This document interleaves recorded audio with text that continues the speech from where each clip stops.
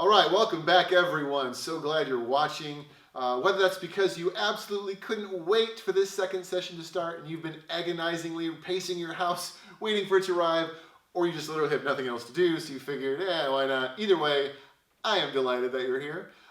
Just a quick word to those who are checking this out for the first time. Please know this is session 2, and if you didn't watch last week's, you can still jump in with us right here, but I would encourage you to go back and try and watch it when you get a chance, just to kind of set the groundwork.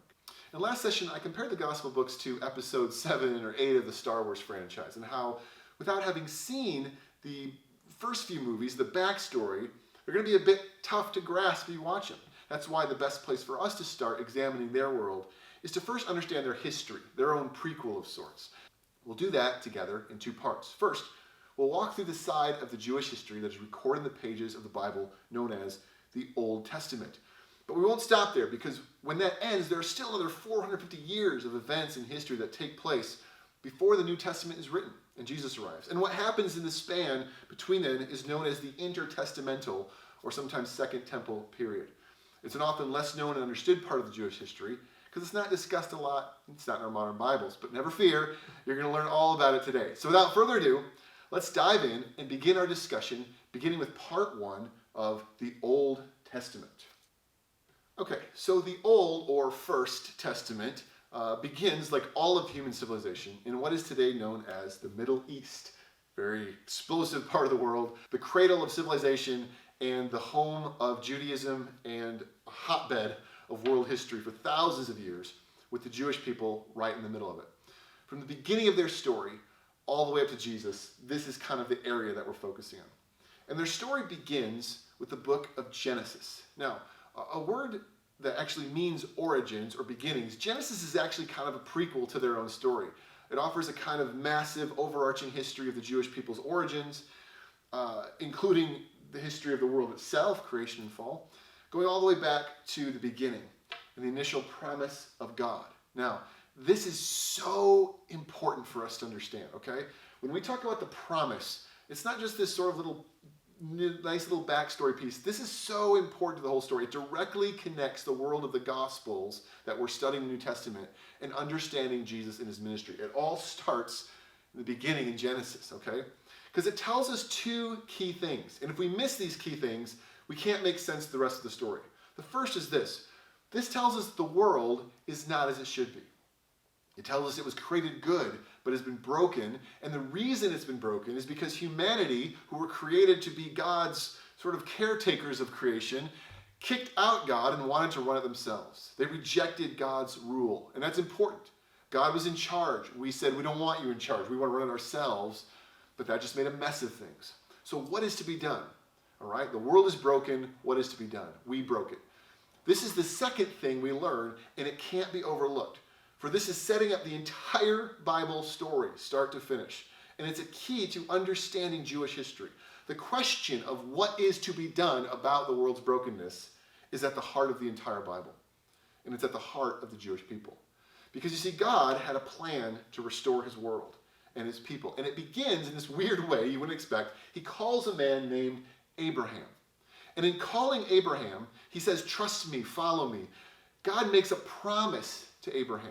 God says he's going to actually bless the entire world through Abraham's descendants.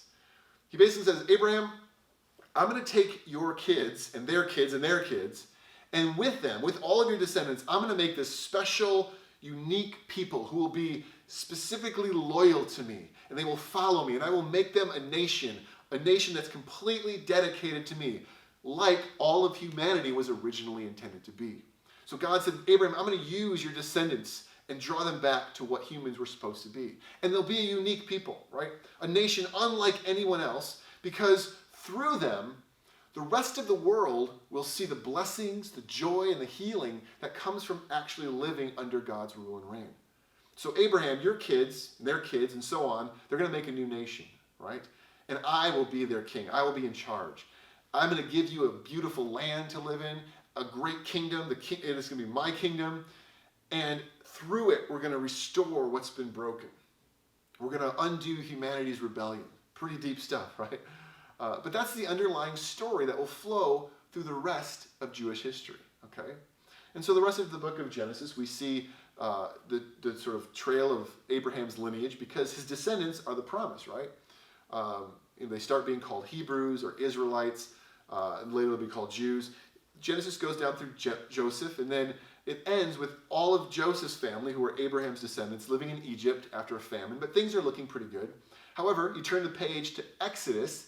We fast forward a few hundred years, and suddenly these children, descendants of Abraham, have increased to a massive people group, but are now slaves living under oppression in Egypt, having mostly forgotten about Abraham and God's promise. They're just living as slaves and don't know any different.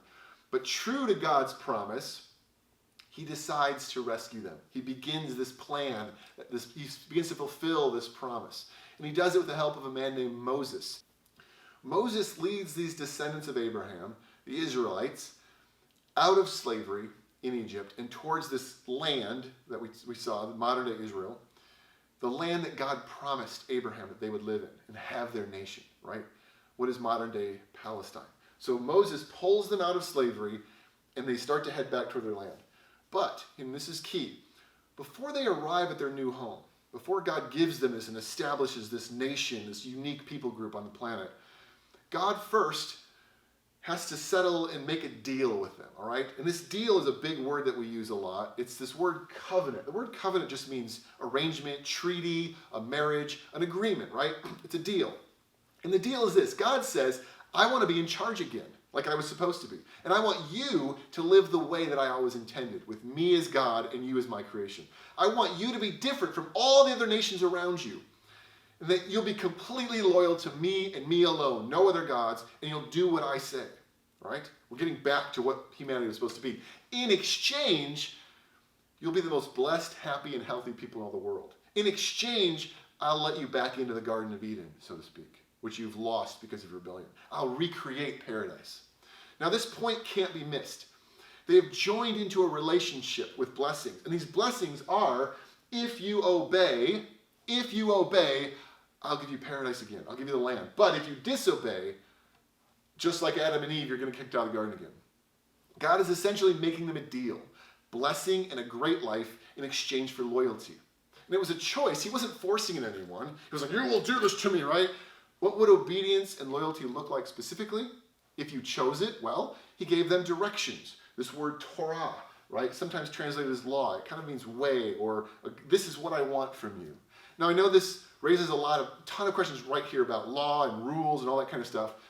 I want to hold off on that discussion until later in our class. We're actually going to spend a whole session just talking about the expression of Jewish religion as seen in the Torah, right? So we're going to come back to this. But the point is, God is saying, follow my way, make me king again, make me ruler, treat me as God, and I will give you the blessings that you were always supposed to have. The Garden of Eden you were created for. For now, I just want to highlight then, the Torah demonstrated to the world what God actually wanted. What does his wisdom look like? What does the Creator actually want from his creation? If we were to obey God, what would it look like? Well, the Torah was sort of this here, this direction, go this way. And this was all part of the rescue plan, okay? It was all part of establishing this new beginning, new creation, through which God is addressing the problems that we created. So the Jewish people would be the avenue of salvation for the rest of the world, because people would see how blessed and happy they were living differently. That was the idea. They would see God's goodness through Israel, and they'd think, wait, that's better than our lives. We want that. But they would only see it if the Jews actually obeyed and lived the way God was calling them, right? If they didn't live the wisdom of God, they wouldn't have the blessing, and no one would see any different of them, right? They'd just be another nation. So the question was, would they? God offered them a deal. They accepted it. Would they live up to it? Well, the story's a bit up and down from there, right? Over the next few books of the Bible, we see the book of Joshua, where they go in and conquer the land. They kind of wander the desert for a while, but they end up taking it. Then you get to this book of Judges, where there's just there's no good leadership, and everyone's kind of doing their own thing, and it's really up and down. And then 1st and 2nd Samuel talk about their so-so attempt to establish a kingdom, and how more often than not they fall back into their old ways.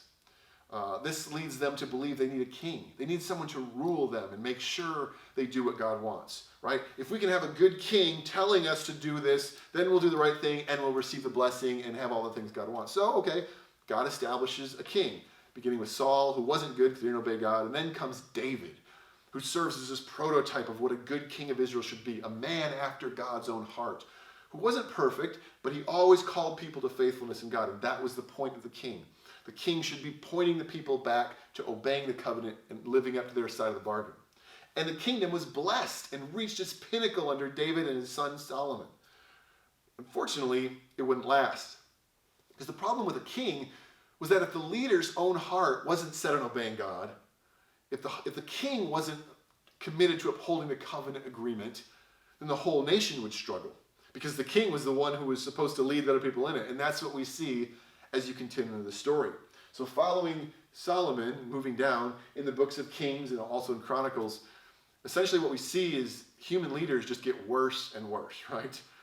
In the book, actually talks about this king did evil in the eyes of the Lord, and this king. And what the book is essentially saying is every time a king would move away from wanting to honor God and just glorify himself or whatever, it would lead the whole nation astray and further from what God called them to. And the kingdom actually breaks down and it splits in half. It falls into disarray, mirroring the way that humanity gets worse when we sin. Israel was supposed to be the light to the world, a symbol of what humanity could look like if they obeyed God, but instead it just fell into the same old brokenness and decay as everybody else. Because remember the original agreement. God said they would be great, blessed, a wonderful nation, enjoying the land, the Garden of Eden, so to speak, all of its goodness, as long as they remained loyal and lived out his plan for them. But if they didn't, they would lose it. And this eventually happens. In 590 BC, God uses King Nebuchadnezzar of the Babylonian Empire to come in and essentially wipe out the whole nation. He just attacks Jerusalem, destroys everything, destroys the temple where God's presence was, the whole thing, just terrible destruction. He takes a bunch of the top people and leads them into exile into foreign lands, burns the city, takes the treasure. The place is in ruins. It's just desolate. It's like the whole thing is just over. We had all these great promises from God. We were going to be this great thing. We failed. We didn't obey him. And now it's ruined, right? We're done. In that moment, everything they were promised and given was lost. Their land, their freedom was gone. God's presence left because Babylon destroyed the temple. And just like Adam and Eve were sort of kicked out of the garden for their sin and unwillingness to keep God as God, so the Israelites were kicked out of their land once again, falling back into slavery. All because instead of being a light to the world, by living as God's redeemed people, they worshipped other gods. They ignored his law. They didn't uphold their side of the covenant, the agreement, right? It's like, you weren't faithful in our marriage here, right? And so it's over. And they lost all the amazing blessings that God offered. It's tragedy, right? Tragedy. In some ways, they sort of mirrored humanity's fall in general. But, getting the whole story here, it wasn't over yet. Because during this time, God spoke through prophets, men who were called by him to announce his messages. And the message that he announced was that despite their failure, he made a promise, and his promises always come true. How cool is that, right? That he was still going to bring about the ultimate purpose that he made in his promise to Abraham. These prophets predicted that the exile would end and that God would bring the people back together again. He would restore their nation and its intended glory. He would shine a light to the world and bring hope and healing as he promised, right? And the way that he would do that was by sending a true king, a king like David, an anointed ruler who would keep people in line with God. And this word they would use as Messiah, or Christ in Greek. A king, a leader who would lead the people back into holiness and obedience, to uphold the loyal, faithful adherence to the covenant that they were intended for. This Messiah, or Christ, would help broken Israel rise out of the ashes and finally fulfill its purpose to be a great nation under God once again. There was hope, right? The prophets were saying that. It's not over. It looks bleak, but it's not over. Well, what would that look like? When would it happen? When is this Messiah coming? When is this king going to come and lead us in holiness again? Well, that was a tough one. See, it would start about 70 years later. The Babylonian Empire actually fell to another massive power at the time. It was the Persians, led by a great king named Cyrus. God used Cyrus to allow the Israelites to return home, sort of begin rebuilding. It's a long story. You can read it in Nehemiah and Ezra, but they started putting stuff back together. It wasn't as nice, but they kind of got it going back. The people returned. Many who had spent most of their lives at that point as slaves in a foreign land are now trickling back home to their homeland, beginning to restore their lives, trying to get things back to the way it used to be and rebuild, right? This is the first step of ending the exile and getting things back to how they're supposed to be. We're at about 500 years before Jesus at this point, right? 550 years.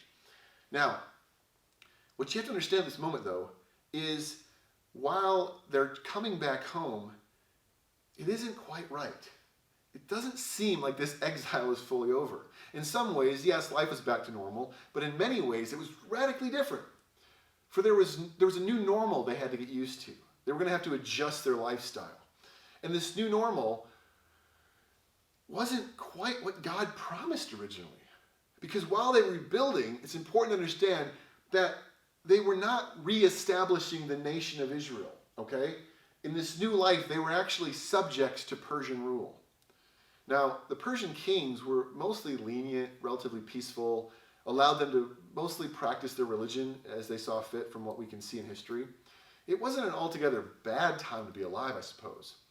But this was not the great blessing, the nation that God promised them through Abraham, right? That they didn't even own the land anymore. It belonged to somebody else. They had to pay taxes. They had to follow the law of a pagan ruler. Where's this Messiah? This isn't the end. This can't be it, right? They were still waiting even then. Would it ever return? So the last book of the Old Testament, Malachi, written sometime in the middle of the 5th century, about 500 years, 550 years before Jesus, 400 years right there, it's still under Persian rule. The Jews had sort of rebuilt their temple. It wasn't super nice. It became known as the Second Temple period because this is now the Second Temple. It's less. It's not as nice. And while this is often a period of history few are familiar with, here's the deal. The next 4 centuries would be some of the most dramatic, violent, and fluctuating times in Israel's history, which is interesting because a lot of us are like, wait, I thought nothing happened. Oh, a lot happened. We just didn't write it down in our Bible. It wasn't inspired literature. So what we're going to do is we're going to now take a step to part 2, a period of time known as the Second Temple or inter-testamental period. Now the Persian Empire ruled for a pretty long time in the grand scheme of things, a couple hundred years, from 522 to 331, and for the most part, for what we can see, this seems to be a relatively peaceful time for the Jews. Again, they didn't have their own nation. They were mostly allowed to live, though, as they saw fit. But this would all face some massive upheaval with the arrival of a new world power called the Macedonians, or the Greeks. Okay, so during much of the 4th century BC in the 300s, the Persian Empire was constantly trying to control the entire Mediterranean area, which meant they had to go through all these smaller Greek city-states, like Sparta and Athens, Thrace. And there was one man, his name was Philip of Macedonia. Philip had this idea that he was a king. He sought to bring all of these Greek city-states together because each one were, by themselves, they were all very powerful military people. And he believed if they could bring them together, they could actually fight off the Persians. Now, some of you might be familiar with a movie that came out a while ago called 300. It kind of plays off this idea of rallying all the Greek city-states together to fight off the Persians. And he does, essentially. So he brings them together, and he not only, though, succeeded in rallying them all together and pushing back the Persians, but he actually opens up the door for his son to step in as a king of a mighty and massive army and to take over and conquer the entire known world. His son was a young boy named Alexander. You might know him as Alexander the Great. And he took over at age 19. He was very young. At that age, he inherited the greatest army the world had ever seen. Each of these Greek city-states were trained for war, but had never been unified. No one ever brought them together. But now that Alexander controlled them, he was unstoppable. Now this had some major implications for our study of the world of the Gospels. I'm not just bringing up here's some historical things. He impacted the world that we're studying in profound ways, okay? So before we continue with the story and kind of look at the history, I want us to understand why the Greek Empire, the Macedonians, what Alexander did, was so important and influential. And all of this will have massive effects on the world of the New Testament 300 years later. Okay, here's the first one. We're talking about effects of the Greek Empire. The first is something we call Hellenization, from Helen of Troy. It just means Greek culture. Alexander believed that the best way to control the lands that he conquered, as his empire got huge, was not just keeping more military garrisons everywhere. Rather, he believed if everyone could share a certain kind of life, they would get along together. He wanted to make everybody Greek and therefore stay unified. So every place he went, he would bring Greek culture with him and encourage people to embrace it. They built Greek buildings, schools, temples. Greek philosophy was all over the place. All the things that were pertinent to their culture were brought with them as they conquered, and that they pushed on the peoples they conquered. Okay? Now it's important to understand that for some people this was like, great, Greek culture, it's in vogue, it's the cool thing. But others, like the Jews, had a serious dilemma. Because first, Greek culture was polytheistic, meaning lots of gods, and we're going to talk about that more next week. This idea of, just worship whatever you want, it's kind of cool, here are the different gods, but, you can worship them all, went completely in the face of the Jews who believed that there was one God, and that was the only one, and their way of life, what that God wanted, was different. So there were some Jews who were fighting against Greek culture. We don't want your culture, we have our own, we're unique, a special nation. And others were like, oh, Greek culture's kind of cool, I'll take it. And then some of the loyal ones were like, you're a traitor, and it created a tension within them, right? And this tension between being Greek and taking on Greek culture versus staying true to what it means to be a Jew, to what God gave us, the covenant, all this kind of stuff, that way of life prescribed in the Torah would rage for years to come after this. Because it wasn't just we're being ruled by different people. They actually want us to act like them and talk like them. But how they act and talk isn't what God has asked for us. Now the second thing is colonization. Where the Babylonians came and took people away, Alexander would actually bring people and put his generals and different people in places that he conquered. It was one way for him to reward his generals by giving land and things like that. So he would come and he would conquer an area, he would build cities and invite Greeks to come and live in it. Right? So you would have Greek citizens from other parts of the world coming to Palestine and around and building infrastructure and roads and highways throughout the empire, tying different distant lands together, making laws universal. And different people are now living together. So you could have a Jewish town and just a few miles away, a completely Greek town.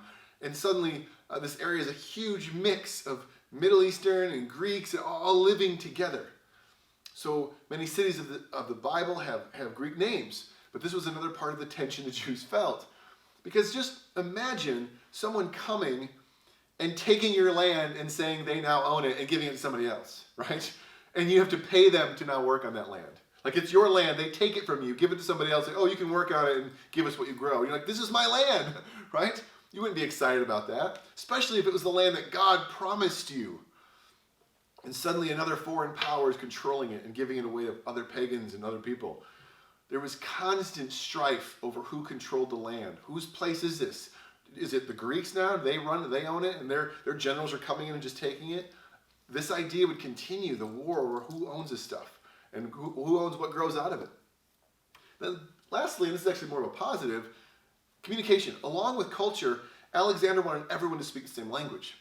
Therefore, all the peoples he conquered, he encouraged them and kind of pushed the idea of learning Greek. Because this word koine Greek means common Greek. Eventually, this became the common tongue that everyone spoke. And it's important because it meant very different people groups living by each other, around each other, and kind of around the world, all could kind of communicate and speak the same language. So Jesus actually arrives on the scene at a point in human history when a message could be spread very easily with the same language. So the spread of Greek culture, the taking and splitting up the land, the common languages, all of this stuff is happening from the Greeks. But let's get back to our story for a second. Going back to Alexander, there was one huge problem of Alexander's massive conquest, and it's this. He didn't have any kids, right? So when he died at a fairly young age of 31, everything fell into chaos. 4 of his generals established themselves in different parts of his empire. They kind of broke it up into 4 pieces. And they actually began fighting each other for control, because all 4 of them wanted to dominate the whole thing. And this actually continued for like a couple hundred years. And one of the areas they specifically fought over was Israel, Palestine. Because it was key for trade routes, it was a great military pathway, and a good source of grain and other foods that the empires desperately needed and wanted. So they were warring over this area and the land, and the Jews are like, this is our land, and you're fighting over it. More tension, right? Now initially they were taken over by a general named Ptolemy. And Ptolemy and Seleucus were 2 of the generals that kind of went after each other and fought for a while, and their descendants, the peoples, did. Ptolemy was, for the most part, pretty tolerant. He didn't interfere a lot with their lives as long as they paid their taxes and did what they wanted to do. He was kind of okay. But eventually, this guy Seleucus, a Syrian, kind of took over, and he ended up taking it over himself. When that happened, everything kind of hit the fan. And this is helpful for us to understand. Because even though there was kind of relative peace, the people had remained subjects to foreign rule. And they were treated like a conquered people. And beneath the surface, there was this seething, right? There's this like anger and resentment, and this isn't how things are supposed to be. And even if some of their rulers were kind of okay, decent people, it was still like, when is the Messiah going to come, right? It was all just sort of bubbling and boiling. What about the prophecies? What about the promises to our forefather Abraham? This can't be the life we're called to. How can other people be controlling our land and telling us how to live and pushing their culture on us, which is so ungodly? And while this seething didn't really come to anything massive while the peaceful Ptolemy ruled, all that needed was a spark, a piece, sort of a straw to break the camel's back and send everything haywire. And that spark ignited in 167 BC through a king named Antiochus IV, sometimes called the Beast. Antiochus IV was a heavy-handed ruler who had just lost a strong battle to the up-and-coming Roman forces, and his father had been forced to pay heavy taxes and to send him as a prisoner to Rome for 14 years. So he's coming trying to make his empire powerful now. So he looks at Israel, he's like, I want those people in line, I want them to follow. He raised taxes on them. He felt their religion was a problem because they were too separatist and Ptolemies were too lenient, so he's going to come down heavy-handed. He wants to really enforce Alexander's policy of making everybody Greek. So forget about your silly religions, all your stupid practices, your Torah, I don't know what that is. You are going to be Greek, you're going to act like us, you're going to look like us, right? He attempts to Hellenize the whole country and even ended up thinking, well, what I need to do is I need to go into that little temple of theirs and just make them stop being so silly, right? He like had it in his head he could just go in and if I mess with it, they'll all give up. So he goes into the temple and he desecrates the temple. There's different parts of this, but basically he removes the priesthood, he puts his own people in there, he massively raises taxes, and inside this Jewish temple, like he's essentially selling goods and services that don't belong there to fund his own war. He takes all their stuff, but even worse, he takes the treasures and he even offers a sacrifice to his own gods in Yahweh's temple. And this became known as the abomination of desecration that the prophet Daniel had prophesied about. Basically, he spit in the Jews' face, thinking he was sort of putting them in their place, right? I'll just do this, they'll get in line and follow me. But what Antiochus simply didn't understand is how the Jewish people thought of their relationship to God. Even though they'd been up and down, there was still something in their blood that said, this is not right? So they were unlike other people groups. They took their religion seriously, and he didn't understand that. He didn't understand their history and covenant with God meant they would rather die than see their religion diminished or destroyed. So in essence, all this did really do was it made them want to fight back. It was this spark that just lit the whole thing up. 200-300 years of oppression and people conquering them. When he did this, it was on. And it started with a priest named Mattathias Maccabeus. So here's what happens. He essentially rises up and convinces the people to fight back and start a revolt against this powerful Greek empire. It started when he was ordered to offer a pagan sacrifice. He was a priest and he refused. No, I'm not doing that. I'd rather die, he said. But then another Jewish priest was like, sure, yeah, I'll do it. So Mattathias sees him, takes a spear and kills the guy, and then basically runs up into the hills and just declares open rebellion. You know, this is a zeal of the Lord, like Phineas in the old ancient world, calling people to rise up and fight off their oppressors. And it would mark this massive turning point. Because as it happened, his son Judas was a brilliant tactician, kind of a military genius. And together with all their family, they waged this guerrilla war against the stronger Seleucid Syrian military. And in 164, they recaptured Jerusalem against crazy odds and actually came to a peace treaty after Antiochus died. This event is still celebrated by Jews today in something called Hanukkah. And essentially, they've won their freedom in this moment. It's kind of their day of independence, right? Now, here's where this affects this later story. Because the youngest Maccabean son, Jonathan, survived the revolt and takes power. We finally won our freedom and independence, right? We can see the end of exile. God has forgiven us and redeemed us. We've beaten the Greeks, right? Things will finally be the way they should be. Unfortunately, no. Because while Jonathan didn't see himself as part of the line of kings, and he didn't see himself as linked to David, he just wanted to be a temporary ruler. Unfortunately, his sons didn't quite agree, and they actually made themselves kings. So you have these guys who threw off foreign oppression to establish God's rule again, make themselves kings, even though they shouldn't be. But not only did they make themselves king, they also made themselves high priests of the temple, neither of which was right according to the word of God.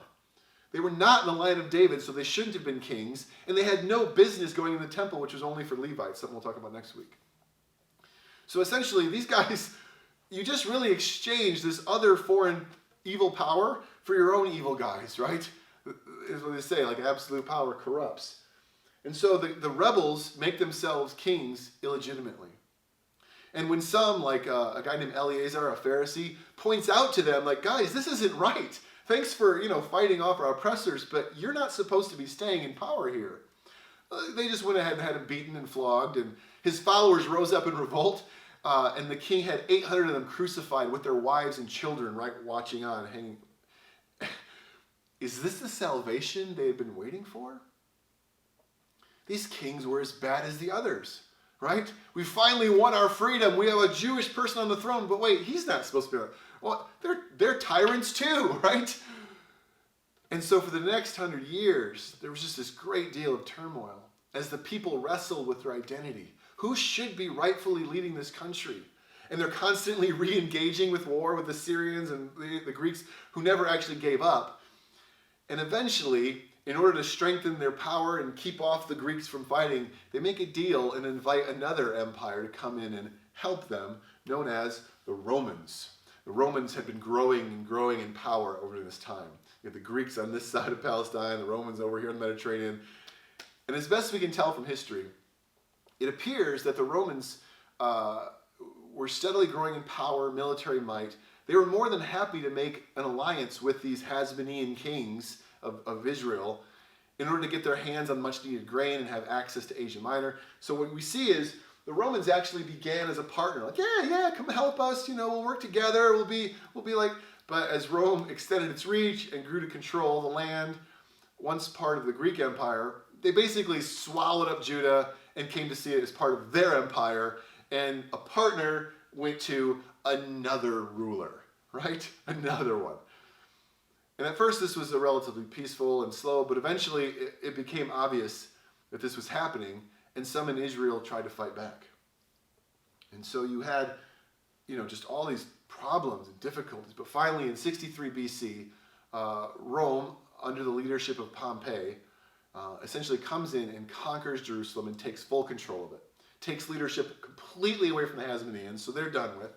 And Rome, get this, set up their own man as king, a guy named Herod, who would basically kind of be their puppet, right? They put him as king of Israel or whatever to just kind of, do what they wanted him to do and keep the peace. And they also put a Roman leader named Pilate along with a full garrison of troops. So now, I know your head is kind of like, what in the world? Here's the problem. Not only is Herod an illegitimate king, he has no connection to David. He's only there because the Romans made him king. He's a puppet. He was a traitor to the people, siding with the evil Romans who just took over the nation for personal power. He put his own friends in the role of high priests, and he was like a downright terrible human being. He murdered his whole family. He was shrewd and immoral. He used his connections with Rome to take power in Judea and Jerusalem. Even though the people themselves didn't seem to like or support him. They were opposed to him. So here, you've gone from, we had a revolt, we won our independence, then those guys became tyrants. Now Rome's coming in, put this guy as king. We don't know, or he's not even, who is this, right?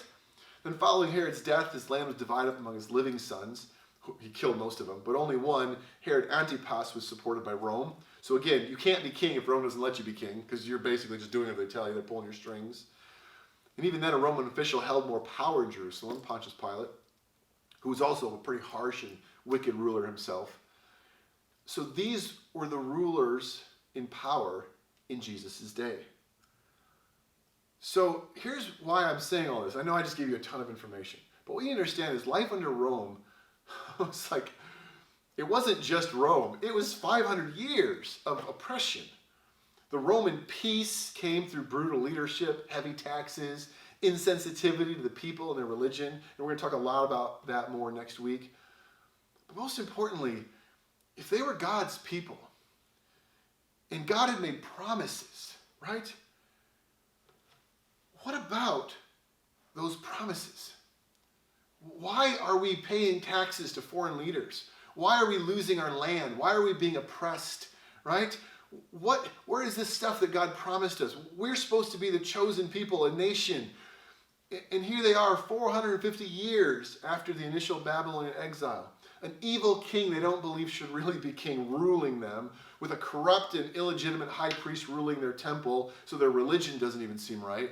All in the name of a foreign empire who's only there to steal their land and oppress them. We're going to talk a lot about that in the next few weeks. Rome was really rough. And although many by now had returned to the land, it appeared that exile wasn't really over even after all these years. The promise that God had made, it still looked like they were being punished by God, that he hadn't fully forgiven them, some probably thought. They had yet to be restored to their rightful place, but they had the prophecies. They had their scriptures that said, but he would. So at the time of Jesus, the first century, no wonder they were desperately waiting the fulfillment of these prophecies for a Messiah, a Christos, a Christ, a true king to rise up in the line of David, not Hasmoneans or Herod, their puppets, a real king, right?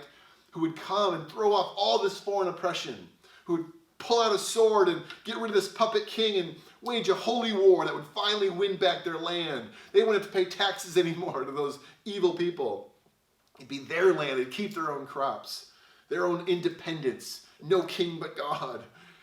And this is what they meant when they spoke of this long for. They would say, the kingdom of God. Unfortunately, we today miss the true meaning and significance of this term. It wasn't some spiritual life after death. Oh, up there in the clouds. No, the kingdom of God spoke to their entire history, that they were waiting to be remade into the nation that God had called them to be, to restore the kingdom on earth, to fulfill the promise to Abraham. That the world is not as it should be, not as God promised. But when the Messiah, the King, came and established God's kingdom again, this long-awaited Messiah in the line of David, they would get rid of Rome. They'd get rid of all the corrupt leaders who cozied up to their enemies, and they would establish God's nation. But they were waiting. What should they do until then? How does God want them to live and interact in this crazy, messed up situation while they await God's promised king? They've been asking that for 400 years. And they all had different ideas and different approaches. We're going to touch on some of those next week. But what we do know from history is that eventually the unhappiness among the Jews continued to grow, and it led to another revolt. Probably thinking about the Maccabees and their overthrow of Jerusalem. Let's do that to Rome. And they rose up and fought against Rome, and it didn't work. In 66 AD, they started a revolt. A few years later, by 70 AD, Rome had come in and squashed the whole thing. Wiped out the temple, massive devastation. It wasn't good. And then about 70 years later, another would-be Messiah rose up and started another revolt. And that didn't go well. That was the end of Israel as a nation until 1948. But hopefully what I want you to see is that the world of the New Testament that Jesus stepped into has a huge, fiery, and ready to erupt backstory. The people held expectations and beliefs dating back 1,000 years and were living on the brink. They were on a knife's edge. The pot was boiling and about to explode. People were desperate. They were angry, right? They wanted God to do what he said he would do. They wanted to know what they needed to do to make God do it, right? How do we live in this time? What will make God send the Messiah? What are we doing wrong? What are we doing right? They argue with each other. And so what Jesus and his followers say and do, and how the people respond, is all centered on this long and complicated history awaiting hope. Their history and expectations are a huge part of the cultural context needed to make sense of the New Testament. But this also raises more questions. What exactly was it like to be Jewish? I mentioned it a couple times, the cultural clash. And generally life in the Roman Empire. I keep saying it was bad, it was difficult, but how bad was it, right? These are some of the questions I want to dive even more deeply into over the next few weeks. I want to talk about, I keep saying Jewish culture versus Greek or Roman culture, the tension. What does Jewish culture should look like? We're going to really go deep in that. And for some of you, I also want to talk about general life in the Roman Empire. You might have heard about it. What would it be like to be just a normal person living in those days? Well, that's what we're going to cover starting next week on the Jewish religion, and we'll look into the Roman Empire after that. Just daily life. What would it be like to be a person who's a fisherman and hearing these stories, waiting for the Messiah and hearing things. And so, we're just going to dive in together. I don't think this will be the longest one. Hopefully, this was the longest. Had a lot to cover. Hopefully, you're still with me. If not, you wouldn't know the difference. But I'm, great to do this with you guys, and looking forward to joining you next week. So we'll see you then. Thanks a lot.